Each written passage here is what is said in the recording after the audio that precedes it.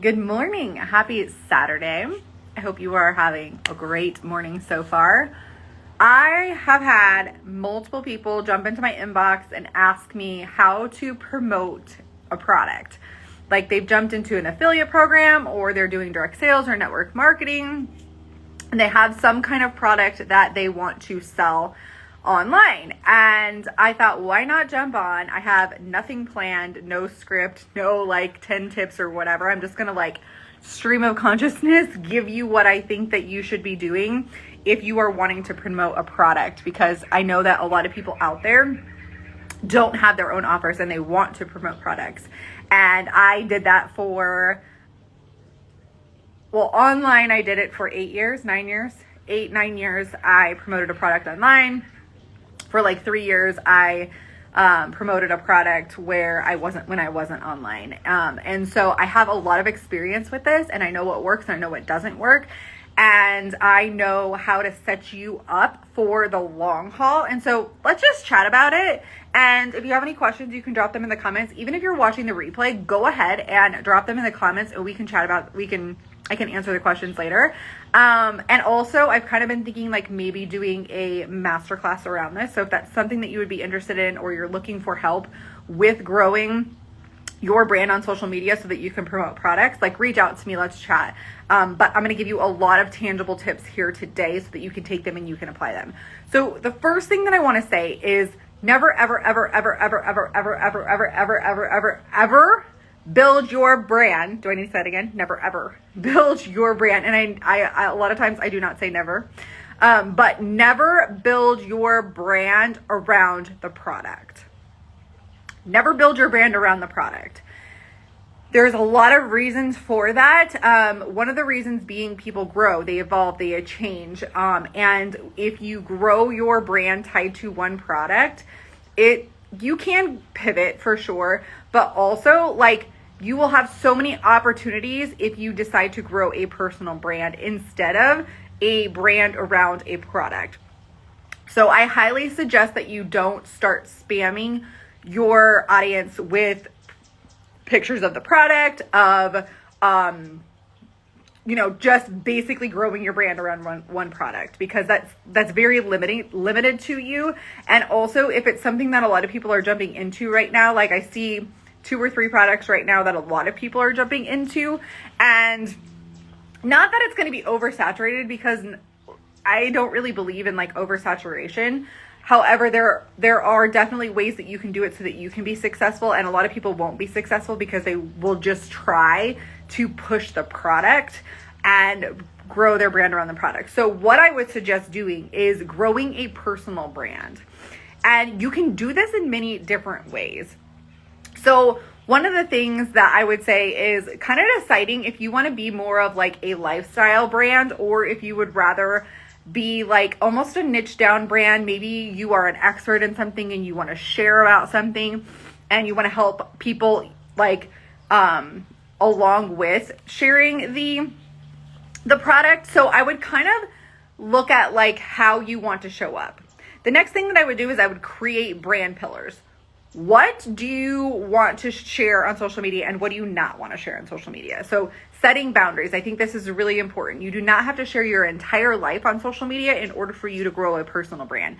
You get to decide what you put out on social media and what you don't want to put out on social media. Stories are what will connect people to you. Whether you are promoting a product or you're promoting a service, stories are queen on social media, and they definitely make a connection with people.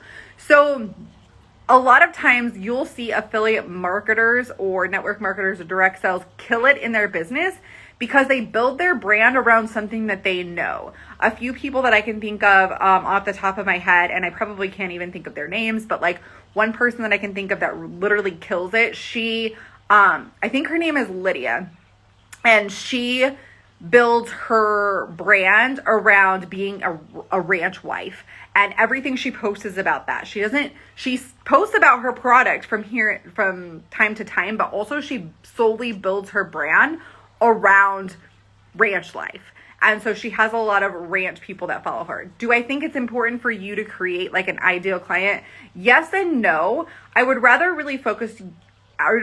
have you focus on creating brand pillars, like the things that you want to talk about. The things that you want to connect with other people on. Maybe you're a mom and you want to connect with moms on mom life, or maybe you are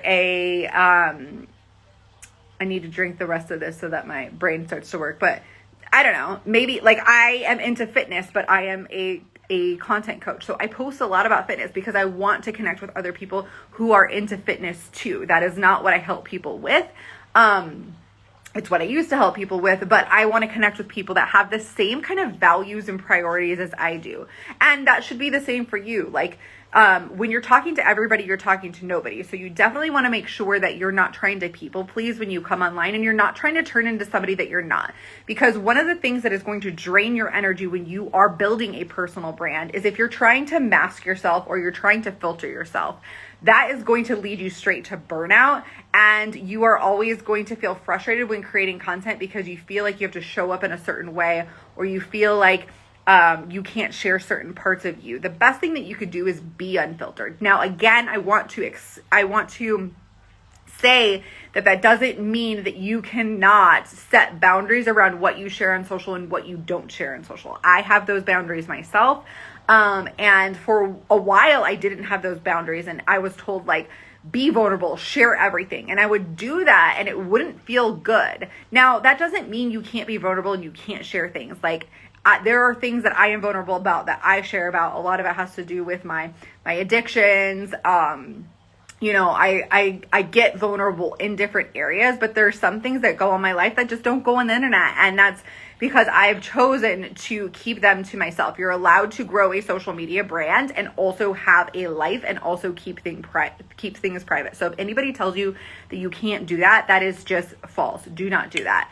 So some tangible ways that you can actually get out there and start doing this is choosing those brand pillars and then creating content around it. So let's say that you are promoting a skincare line. This is something that I've seen a lot of people doing lately.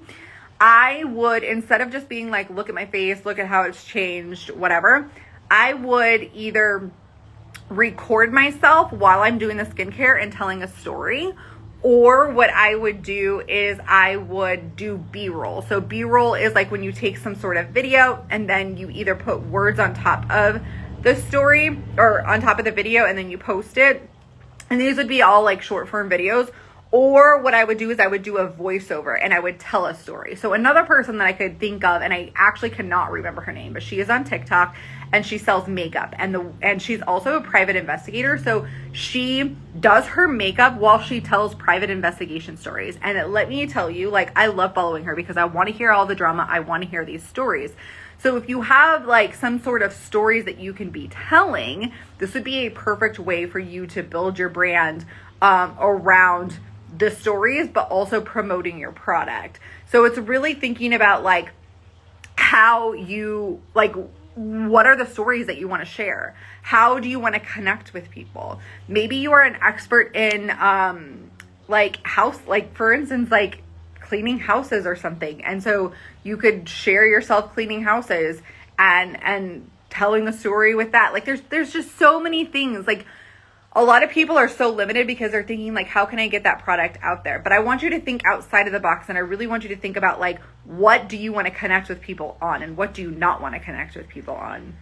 And start sharing those things that you want to connect with people on. Not every single post has to be a post that shares your product. You could just get out there and start to build an audience so you build that know, like, and trust factor. And ways that you do that is through video, is through your Instagram stories, is through short form videos, just getting on and talking and sharing things.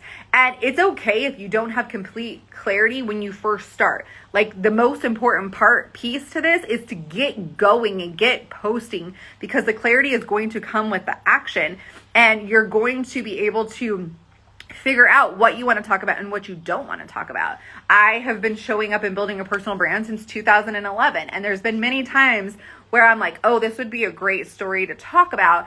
And then I talk about it and I'm like, oh no, it's attracting the wrong people. For instance, and I've told this before, but back in 2016, I was diagnosed with Hashimoto's. And my brain, my marketing brain was like, oh my gosh, this would be great. I can share this journey. I can share my healing. I can share all of the things that come with like, healing Hashimoto's. And so immediately I started sharing. Like, I got out of the doctor's office when I was diagnosed. I got into the car and I'm pretty sure I went live on Facebook. I don't really remember, but I made a post and something and I was like, actually, this was popping up in my news feed or my like memories, but I was basically, I did Project Thrive, like healing Hashimoto's, and it was going to be this whole thing. Very quickly, I learned that I did not want to connect with the people that were connecting with me on about that.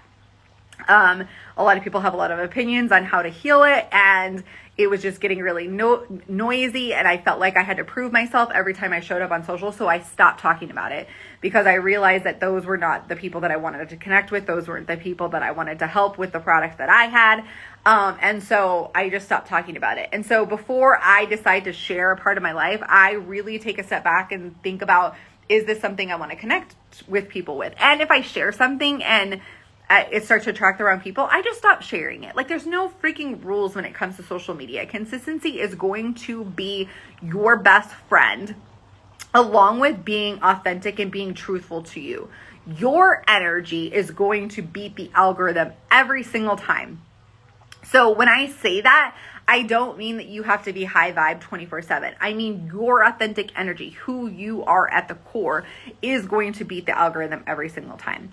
And growing a community of people who trust you and want to be,